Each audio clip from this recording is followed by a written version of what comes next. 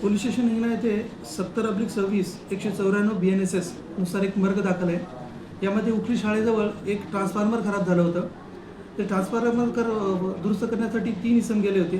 त्यापैकी इलेक्ट्रिशियन अजय अरविंद हाडगे यांना electric shock लागला.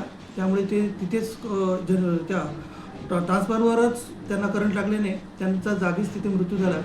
त्यांना खाली उतरवण्यात आले आणि हॉस्पिटलला नेले असता डॉक्टरांनी त्यांना मृत घोषित केलेले आहे. इलेक्ट्रिक ट्रान्सफॉर्मरची लाईट गेल्यामुळे दुरुस्ती करत असताना हा प्रकार घडलेला आहे.